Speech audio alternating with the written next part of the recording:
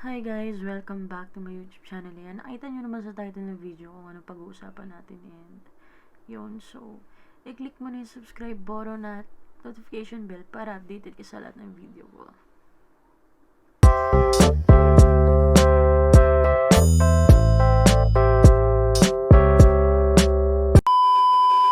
So, ayan guys, and may gusto lang kayo kwento and ito yung mga napapansin ko lately, this 2020 na ginagawa nilang katatawanan yung pagiging depressed and having anxiety. Sobrang speechless ako nung nakita ko yung mga comments and may group kasi sa Facebook na about sa mga nade-depress and sa may mga anxiety and isa ako dun sa joiners nun and followers ganun. And I was scrolling that time and nakita ko yung mga comments ng mga tao na hindi talaga ako sang-ayon sa mga sinasabi nila and sobrang akong nasaktan kasi ganun-ganun na lang yung tingin nila sa mga taong may dinadala like depression and anxiety level, mga ganun. And sobrang nagalit ako and at the same time sobrang akong sumama loob kasi bakit ganun na lang yung tingin nyo sa amin na ganun-ganun na lang ba. And so ayun nga, nung time na nakita ko yun, wala naman ako rights para magalit kasi nga, di ba, sino ba naman ako para i-correct yung mga tao sa mga nararamdaman namin. And ayun, nung time na yun, parang lalo akong na-down kasi usually nga yung mga kaibigan ko hindi ako naiintindihan kasi paulit-ulit ka na lang, hindi ka naman na maging masaya, nasa yun na lahat, ganito ganyan, bla bla bla. Although nga, kahit nga mayayaman, di ba, kahit nga millionaires o billionaires pa man yan, nai-stress pa rin sila kasi although nasa kanila lahat ng bagay, lahat ng mga gandang hindi pa rin sila masaya. May mga ganun tao eh. Ano pa ba ako, di ba? So, hindi ko alam kung paano i-explain sa tao or sabihin sa inyo kasi isa din naman kami na hindi namin maintindihan yung sarili namin, although may mga kuya and ate ako dyan na pinapangaralan ako ng tama and ginagawa ko naman, pero most of the time parang ang hirap i-apply sa sarili kasi mismo yung sarili namin kahit gusto namin tulungan is hindi namin matulungan, lalo na yung mga times na maaalala mo yung failures, although normally yung failures na yan is nararamdaman ng tao is given naman. Usually naman talaga, in general naman nararamdaman yan. Pero, bakit kasi minsan paulit-ulit na lang siguro may isip mo na, tangina, puro naman palpak, bakit ganito na naman, bakit ganyan na naman ang nangyayari. Although, ayusin mo yung sarili mo, baguhin mo yung in a way na kung paano ka mag-handle ng problema, ganun at ganun pa rin yung nangyayari. Pero hindi ko naman nilalahat. Pero sabi ko nga, di ba, iba-iba ang tao mag-handle ng stress, depression, and kung ano pa man yan. Kung may problema tayo, alam ko may mas mabibigat pa dyan na taong may dinadala sa atin. Pero syempre, sabi ko nga, di ba, iba-iba ang tao. Although para sa akin, maliit yung dinadala niya, pero sa kanya yung dinadala ko sobrang bigat, di ba? Hindi natin alam. So, ang masasabi ko lang is, sana, kahit hindi kayo makakilala, and kung may kilala ko yung mga nade-depress dyan, and kagaya ko sa Facebook, usually mga friends ko dyan makikita na yung drama ko, and I hate na may makikita kong ginagawa mo lang yung sarili mo, nagsa-self-pity ka lang. Hindi nyo po alam kung gaano ko gustong ayusin yung sarili ko para hindi po ako mag-self-pity. And yung pagiging self-pity, hindi ko po alam kung paano sabihin ha. Alam ko po yung ginagawa ko and alam ko po yung nararamdaman ko na hindi ko po kailangan i-discuss or i-explain sa inyo dahil ako bilang ako gusto kong ayusin yung sarili ko, gusto kong ayusin yung prinsipyo ko, yung gusto kong mag-look forward at maging positive in a way na alam kong dun ako magiging maligaya. Pero may mga bagay na nagbabother sa akin kasi sobrang overthinker ako, yung mga ganon. Hindi ko piniplease ang tao na pakinggan nyo ako, depressed ako, ganito. Hindi ako ganon tao eh. Kung hindi kayo makikinig sa akin, thank you na lang. Kung makinig ka sa akin, thank you pa rin kasi di ba? Iba pa rin kasi yung presensya ng ibang tao na sasabihin sa'yo na okay lang yan. Kahit alam mong paulit-ulit na nangyayari, paulit-ulit ka din nagsasabi sa kanila, pero paulit-ulit pa rin silang naniniwala sa'yo na alam nilang matatapos yan at sasabihin nila sa'yo na kakayanin mo yan, nandito lang ako. Pero bakit, diba? Bakit may mga taong yung ako nalang mag-talk kasi nakakaiyak ko lang, diba? Siguro sa part nyo, ha? Siguro lang.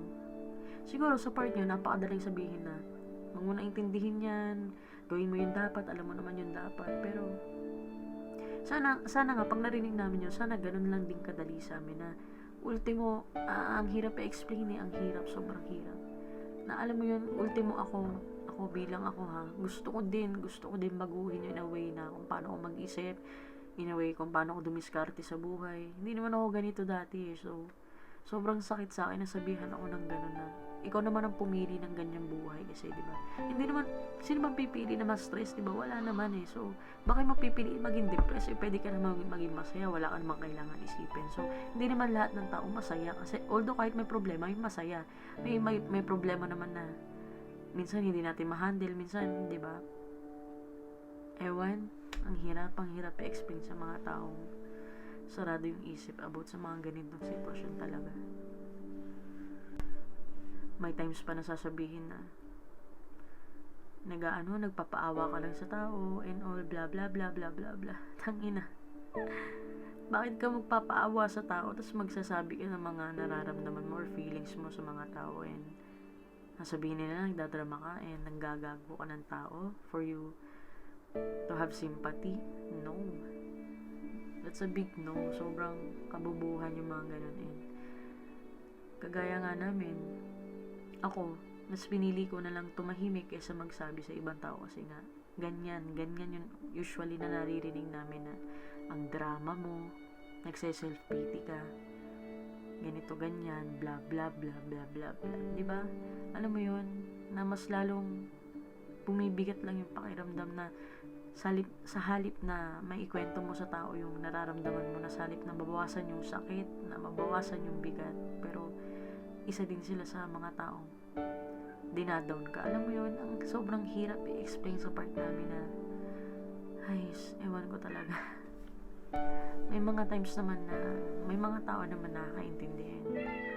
Yung alam mo, kahit nga paulit-ulit, sabi ko nga, diba, kahit paulit-ulit, may mga tao pa rin dyan willing na makinig. Alam mo yun, yung parang kang nasa parang ka nasa isang laro na kailangan mong manalo, na kailangan mong kahit mahuli ka, kahit maging 5th ka, 6th ka, kailangan mong maging first para matapos mo yung laban para mag-finish line ka. Siguro ngayon nasa nasa 4th ako, ganun, 3rd. Sinusubukan ko naman na i-clear yung mind ko, na mas ilapit ko kay Lord kung ano yung nararamdaman ko, and ginagawa ko lahat yan. Kaya lang may times na may situation na nangyari na sobrang hopeless na ako, talagang ultimo kay Lord na hindi ko na inilapit kasi parang wala naman nangyayari, kasi alam mo yun, parang sobrang hopeless na, tapos wala namang nagbabago kahit anong gawin mong prayers, na alam mo yun, kahit magluluhod ka, alam mo parang wala nangyayari. And ayun yung kinagalitan ko sa sarili ko, na sabi ko, magpe-pray pa ako, wala naman nangyayari sa akin, wala namang natatanggal sa nararamdaman ko, wala naman naglilis sa pain na nararamdaman ko, wala namang nagbabago sa disappointment ko, wala din naman. So parang na-realize ko na mali pala ako dun, kasi dapat every time nakaka-feel ako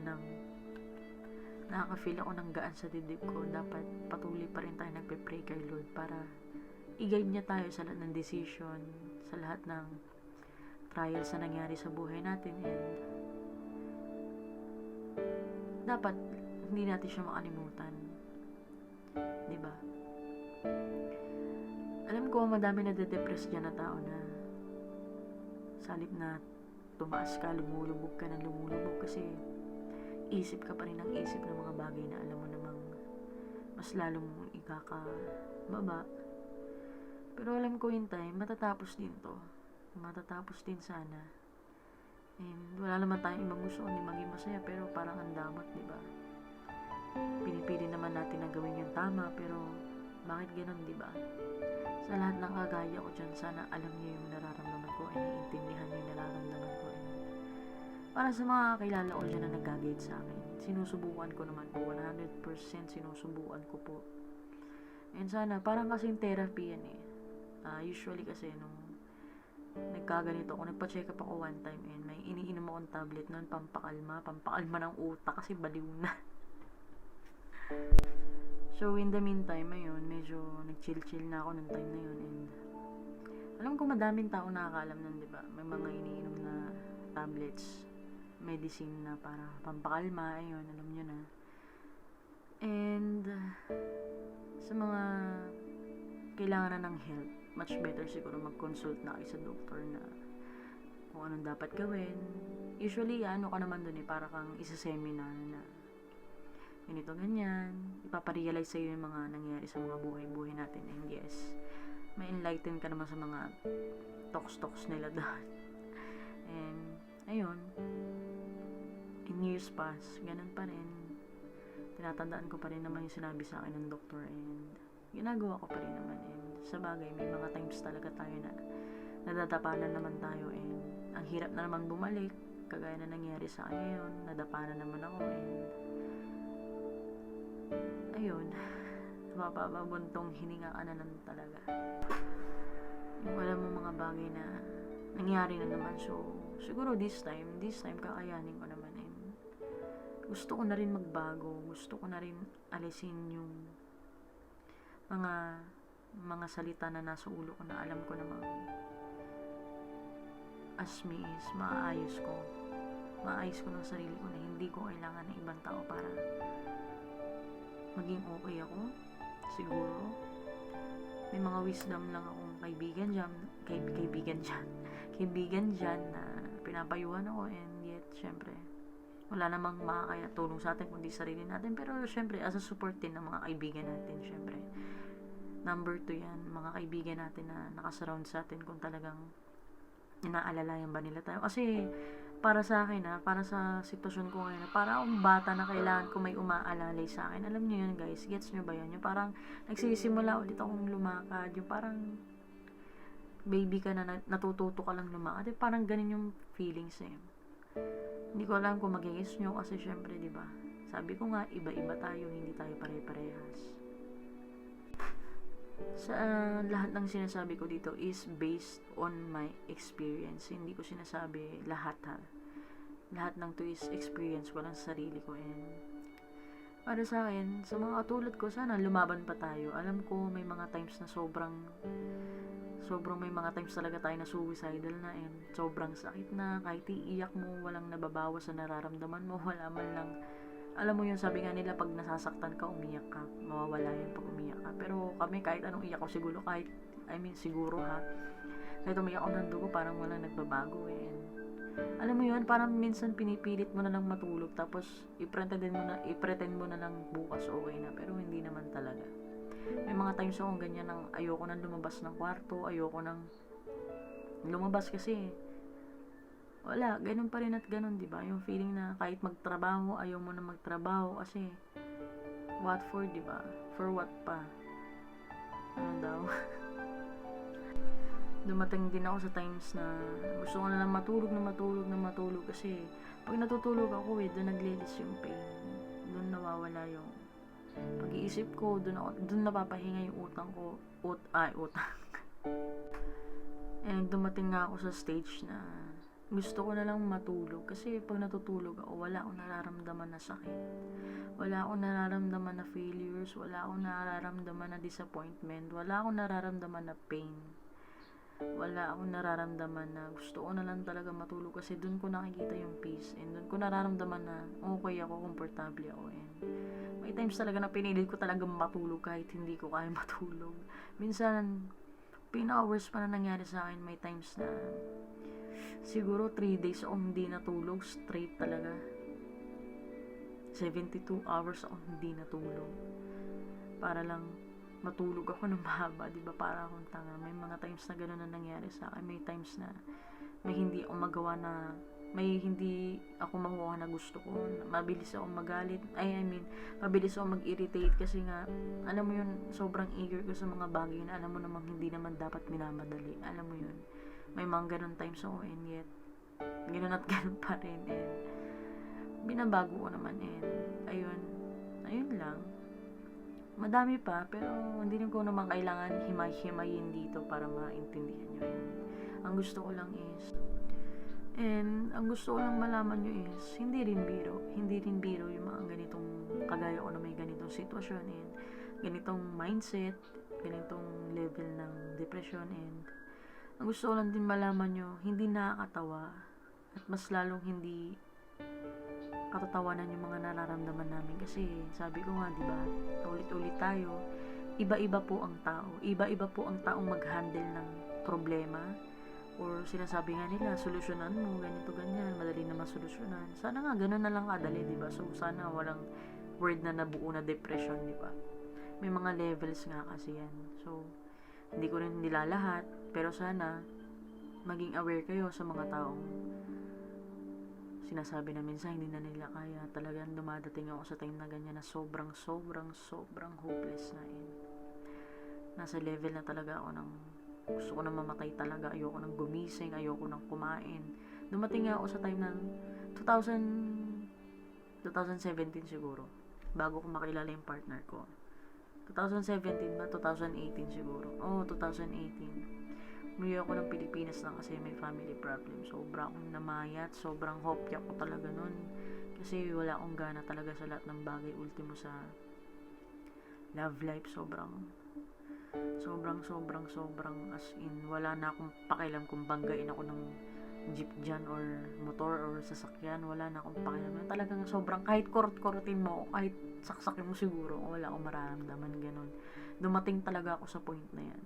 Yung nasa punto ka na ng buhay mo na, parang ka ng alam mo, parang ka ng patay na nabubuhay ka na. Ay, siguro pukpukin talaga ako suntukin ako ng kahit sino, wala na akong mararamdaman. Pabor pa siguro nung time na yun na parang, sige, saktan nyo na lang ako kasi ganun din naman yung ginagawa nyo sa akin. Alam mo yun, yung parang na-paralyze yung buong katawan mo na wala ka nang nararamdaman. Ganun. Dumating ako sa point na yan. Ngayon nga medyo okay ako kasi may mga taong nakapaligid sa akin na medyo positive at tinutulungan naman nila ako. And alam nyo kung sino kayo. Unang-una na rin dyan yung mami ko, lola ko, yung baby ko, yung asawa ko, diba? Pero may time pa rin na mas gusto ko mag-isa and parang nakakapag-isip ako ng mas okay. Parang mas okay ako na okay, sa akin na lang muna, yung parang ganun. So ayan, mahaba na tong video na to. Parang siguro para sa inyo parang walang kwenta, pero para sa akin meron. So sana sa short na video na to, sana na-aware kayo at sa kagaya namin. And medyo utal-utal ako kasi inaantok na ako, anong oras na, mag-aalas 2 na. And ayun, sa mga taong katulad ko na may pinagdadaanan, sana laban tayo and mas lumapit pa tayo kay God and surround yourself na sa mga taong mamahalin kayo and iintindihin kayo. Syempre, number 1 yan. Yung taong unawain ka, kahit kaibigan, kahit sino, kahit minsan nga ang daming nag-message sa akin na hindi ko kilala, na mas dun ko naramdaman yung presence na talagang willing silang makinig sa'yo, willing silang pakinggan kung ano yung mga nararamdaman mo, yung mga thoughts mo, yung mga gusto mong, alam mo yun, yung gusto mong ilabas sa tao. Ang dami kong na-experience na ganyan na sa random people na i-message ako out of nowhere na it's okay, maging okay din yan, not now but soon, sabi nila, yung ganun. Sobrang sarap sa pakiramdam. And ayun, sa mga taong may pinagdadaanan dyan and sa mga taong may mga pinagdadaanan pang mas mabigat, alam ko po na mas mabigat po yung pinagdadaanan nyo po sa amin, pero sabi ko nga po, iba-iba po tayo, hindi po tayo magkakatulad. And sana po matapos na, sana maging masaya na lang tayo lahat. Sana advice ko lang din po, sana wag nyo po kayong pagtawanan kasi wala pong nakakatawa sa sitwasyon namin. And ulit-ulitin ko po, sinusubukan naman po namin ayusin. And ayun, magtulungan na lang po tayo. And sana wag din po kayo negative kasi negative na nga po kami, negative din po kayo. So wala pong mangyayari sa atin dito. So ginawa ko tong video na to, gusto ko lang magsalita, wala lang, gusto ko lang na ma-share sa inyo, diba? ayun, sana malagpasan natin yung journey na ganito. Hindi naman journey, so hindi siya journey, I mean, sana malagpasan natin tong pagsubok na to, and I know, well, hindi naman magbibigay sigad ng trials kung hindi naman natin kakayanan, di ba? So, pare-pares na tayo lumaban, mas lalo pa tayong magpaka-busy. Ayun, kagaya ko, gumawa ko ng YouTube channel para medyo may pagkaabalahan ako. Ayoko kasi may stuck ako sa isang lugar na wala akong gagawin, mas lalo kasi ako nag-iisip na naman ng mga tapos na, tas iniisip ko na naman, alam nyo na, sabi ko nga, di ba, iba-iba tayo, so may mga bagay na kailangan natin pagtuunan ng pansin. Yung asawa mo, girlfriend mo, ayan, pwede habang nag-YouTube, di ba? So ayun, pero ang advice ko na lang din is gawin na lang nating productive yung isip natin or tayo. Maggawa tayo ng mga bagay na alam mo magiging busy tayo at hindi tayo mag-iisip na kung ano-ano, and ayan, pag-ML, pag-games, di ba? Wala naman masama dyan nakaka-stress nga lang mag-ML, so dagdag isipin pa yan, so joke lang. So ayan, alam ko in God's time, in God's will, maayos din yung mga iniisip natin and magiging okay din ang lahat. So huwag tayong bibitaw, kumapit lang tayo, and yun nga, lumapit tayo sa mga taong alam nating mamahalin tayo at tatanggapin tayo kung anong meron tayo, and laban lang tayo mga bebe, no? Laban lang, kasi lahat naman ng nangyayari sa atin, alam ko may reason kung bakit, diba? So ayun, sabay-sabay nating abutin ng finish line para maging freely na tayo sa nararamdaman natin. So ayun lang guys, thank you.